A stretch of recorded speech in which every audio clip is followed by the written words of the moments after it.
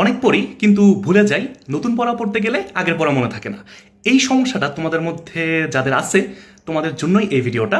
এই কথাগুলো একটু মনোযোগ দিয়ে শোনো, দেখবা তোমার মধ্যে একটা কনফিডেন্স কাজ করবে। তুমি সায়েন্স, কমার্স, আর্টস যে কোনো গ্রুপের হও, সবার জন্য এই ভিডিওটা। দেখো ভাইয়া, আমাদের মাথা না কোনো মেমোরি কার্ড না যে তুমি জাস্ট ঢুকাবা, ইনপুট দিবা আর এটা মাথার মধ্যে থাকবে। মাথার মধ্যে কোনো একটা জিনিস পার্মানেন্টলি সেভ হওয়ার জন্য বা থাকার জন্য একটা নির্দিষ্ট সময় আছে। এই সময়টা হচ্ছে ঘুমের সময়। অর্থাৎ আমরা যখন সারাদিন অনেক কাজ করি, অনেক কিছু পড়ি, দেখি, শুনি, এই সব কিছু কিন্তু আমাদের মাথা সেভ করে রাখে না।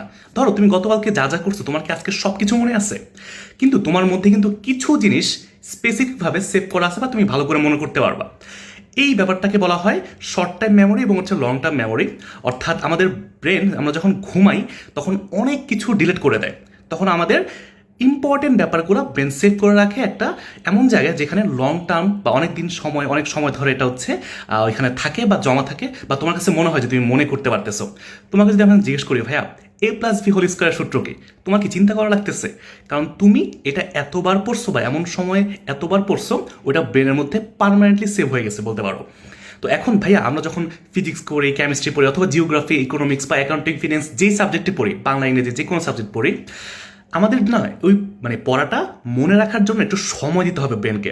ধরো তুমি আজকে 3 ঘন্টা বা 4 ঘন্টা কোনো একটা টপিক পড়ছো, তারপরে তোমার কি করতে হবে, ওইটা আরেকবার রিভাইজ করতে হবে। তুমি ধরো সকালবেলা পড়ছো, এখন তোমাকে রাতে ঘুমানোর আগে একবার হইলে ওইটা আরেকবার দেখে তারপর ঘুমাইতে হবে। জাস্ট চোখ বুলে যাওয়া, একটু দেখবা কি কি পড়ছো।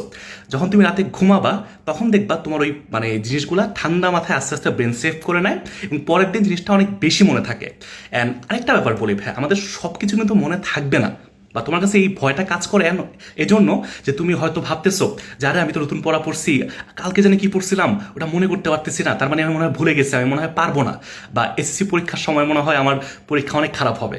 না, একদমই না। জাস্ট একটু ভাইয়া মনোযোগ দিয়ে কথাটা শোনো।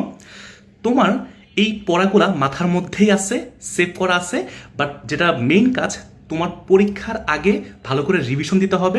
এরপরে পরীক্ষা যখন প্রশ্ন দেখবা তখন ওই প্রশ্নের দেখবা উত্তরটা তখন হঠাৎ করে মাথায় চলে আসে বা সূত্রটা মাথায় চলে আসে।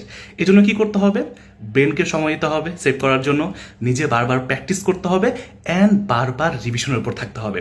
এই 3টা পয়েন্ট মাথায় রেখো, ইনশাল্লাহ এই ভয়টা আর কাজ করবে না। তো যারা যারা এই 3টা পয়েন্ট মাথায় রাখবা ভাবতেছো বা বুঝতে পারছো, তারা বলো হ্যাঁ ভাইয়া পারবো ইনশাল্লাহ।